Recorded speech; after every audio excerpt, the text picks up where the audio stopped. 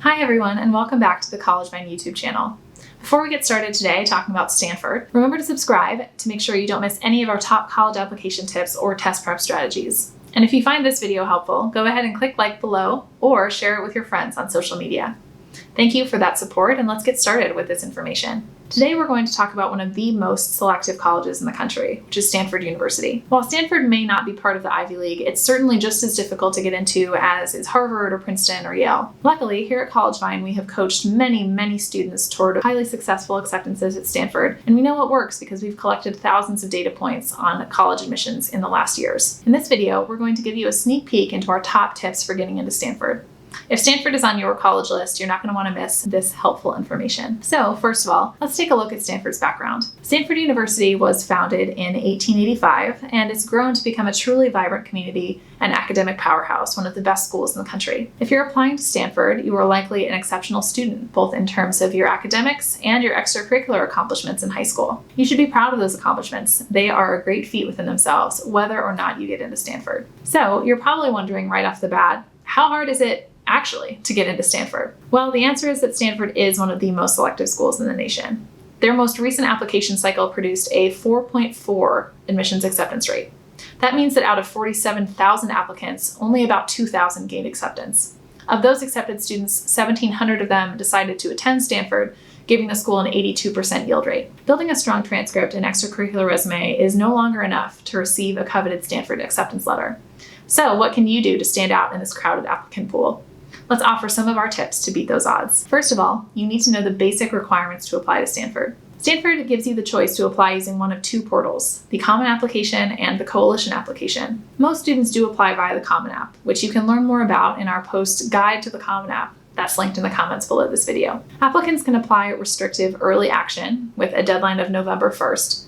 But keep in mind that applying restrictive early action means that you may not apply early to any other private colleges or universities. That's why it's called restrictive. The regular decision deadline is January 2nd. If you're unsure about whether or not you should apply early, check out our post Early Decision versus Early Action versus Restrictive Early Action, which is linked in the comments below this video. To apply to Stanford, you will need to include all of the following elements: a general university application via the Common App or the Coalition App, supplemental essays that are specific to Stanford, SAT or ACT test scores, 2 letters of recommendation from your teachers, a school report and an additional letter of recommendation from your high school counselor, your high school transcript showing all of the classes you took in high school, a $90 application fee or a fee waiver, and then a little bit later, a mid-year report.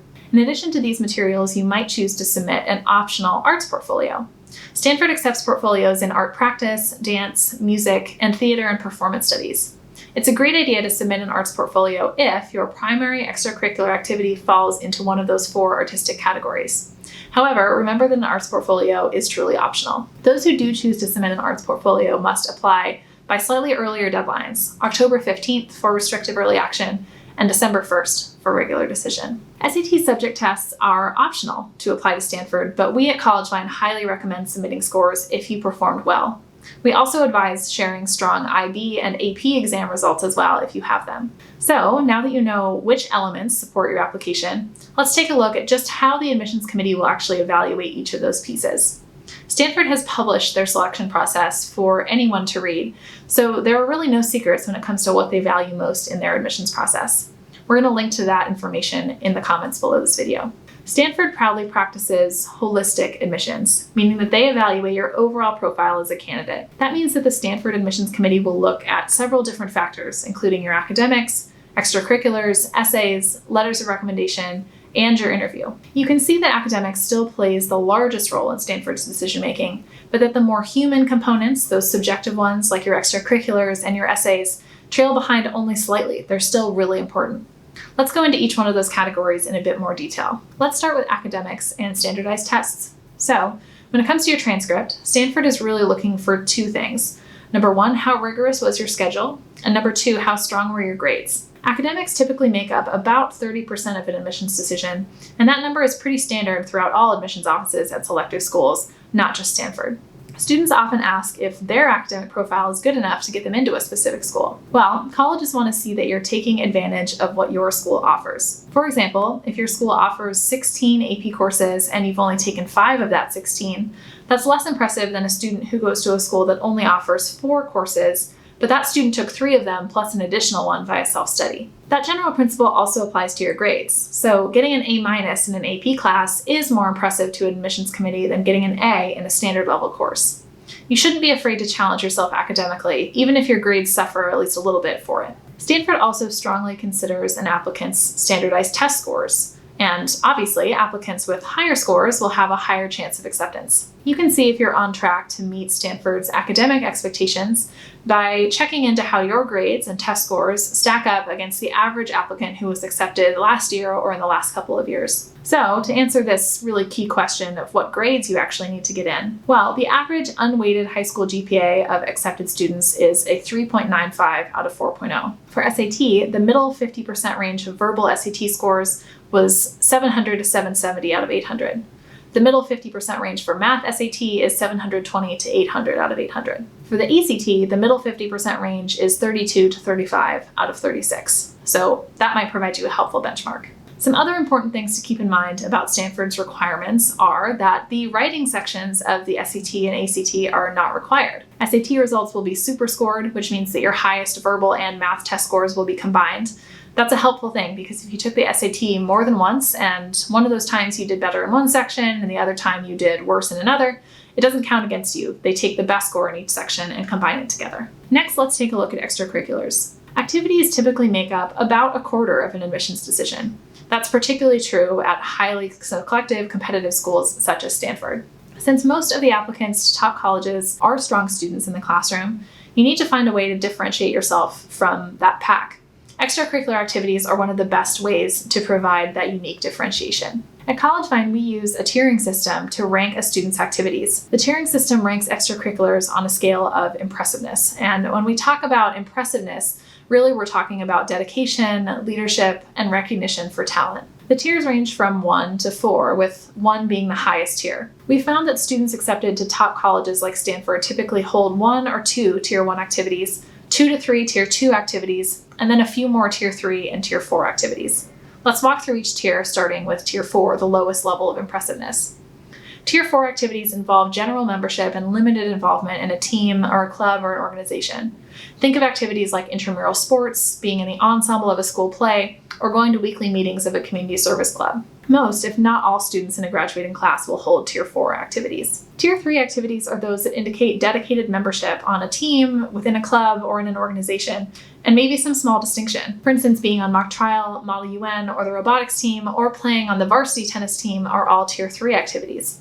Many involved students in a graduating class will hold these Tier 3s. Tier 2 activities are one that have an involved leadership position or a demonstrable achievement or distinction. For example, being the captain or state champion of the varsity track team, or being on the executive board of a large and influential club. Only a select few students in a graduating class will hold multiple Tier 2 activities. Tier 1 activities involve rare, superior leadership or achievement, and are likely to be an activity that will be completely unique to one student in an entire applicant pool. One example of a Tier 1 activity is founding and managing a school store within your high school. That activity would combine leadership with the achievement of creating an entirely new institution within the school. You should use the activities section of your application to Stanford and to other schools to highlight the activities and the accomplishments that will make admissions officers stop and say, wow, that's different, that's unique. I feel like I understand more about this student and I'm impressed by their leadership and dedication to activities. The next factor in the admissions decision is your essays. So your essays make up another 25 to 30% of the decision because they're typically one of the only places on the application where you have the chance to explain who you are as a person. That's beyond your grades, your classes, and your resume of extracurriculars. As you begin to think about your essay, remember that a strong college essay always has a cohesive theme, is deeply introspective and personal to you, and is engaging and compelling in its writing style. The essay is unfortunately where many otherwise qualified students fall short in their applications to Stanford and to other schools. Many students are simply not used to producing the kind of creative storytelling that makes for a really strong college essay. To make your essay as engaging as possible, you should focus on showing, not on telling. You may have heard this advice in your English classes already, but it's particularly important for creative writing. Here's an example of telling a detail about yourself. I have always loved art history. On the weekends, I like to go to museums and visit old paintings and sculptures. I'm fascinated by how much the art that someone creates can tell you about their life. When I look at Van Gogh's painting, I love to imagine him sitting down and actually creating it. So in that example, the writing was very straightforward, and we didn't really get a glimpse of what the writer feels. They were basically just listing details about how they go to the museum, they like looking at Van Gogh. Here's an example of showing. So, for a second, I saw Van Gogh dipping his paintbrush into the pigments on his palette, each bristle becoming draped in a swirl of bright yellow. His hands moved carefully yet quickly as he covered the canvas with dots and dashes. Whack! The red-headed artist vanished. One of the many other museum visitors bumped into me, and I came crashing back into 2019. See the difference between those examples? That second example actually brings us to the moment the author is experiencing and helps us to understand how mesmerized they are by Van Gogh, so mesmerized that they leave their body in the museum. Sharing this moment is not only more engaging, but it's also a more intimate look at the author's life, and it's more compelling for an admissions officer. The essay is one of the most nuanced components of the application process, and we unfortunately don't have enough time to go into how to write a great essay in this video alone. For more essay advice, though, we have plenty of resources. Check out some of our top tips in the posts linked below. Another way that the admissions committee gains insight into who you are as a person and a student is through your letters of recommendation. Great college recommendation letters will give an admissions committee additional information and context about your high school achievements, plus they'll offer a sense of who you are and how you actually go about achieving your goals on a day-to-day basis. Most schools, including Stanford, require 2 teacher recommendations and 1 counselor recommendation. It's best to request those recommendation letters during the spring semester of your junior year of high school. At this point, next year's applications will not have been released yet, but at least your recommender can get started thinking about what they want to say about you, and they'll have the summer to put together a draft of the letter. The majority of students at your school probably won't request these letters till the fall, so if you ask early, your recommender will have more time to focus specifically on you, which is obviously advantageous to you. At the very least, though, you need to ask a recommender 1 month before your first deadline to be courteous of their time. Many students have trouble deciding which teachers to ask, so here's our advice. First, ask teachers who you know well, who you've had recently, and if possible, those who knew you outside of the classroom as well, maybe from coaching a sport or being the advisor to a club. Also try to ask teachers in 2 different disciplines, such as 1 STEM teacher and 1 humanities teacher. It's not always possible to check all of those boxes, so just remember that the main goal is to ask teachers who know you well and can speak positively of your academic achievements and your personal qualities and character. You generally want to ask teachers whose classes you aced, who you got an A in, you did well.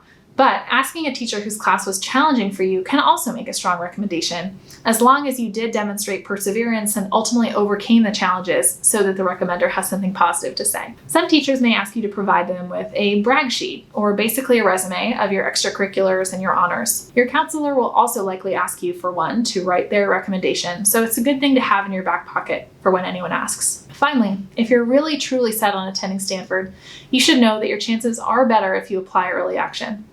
While it's true that early action applicants tend to be a more qualified pool overall than regular decision applicants, our data indicates that even when corrected for difference in GPA and test scores, early action applicants are still accepted at a higher rate than regular decision applicants. While Stanford stopped reporting its early action admission rate in 2017, it is safe to say that, as is the case for its highly elite counterparts like Harvard and Princeton and Yale, the early admit rate is significantly higher than their regular decision acceptance rate. If you know for sure that you want to attend Stanford, you really ought to apply early action to maximize your chances and get an extra boost. For more information about getting into highly selective schools like Stanford, check out our blog post listed in the comments below. Or for more general guidance on applying to college, you can always visit us online at app.collegemind.com. That's it for today in our video about Stanford. Thanks as always for visiting our YouTube channel, and if you're applying to college this season, best of luck.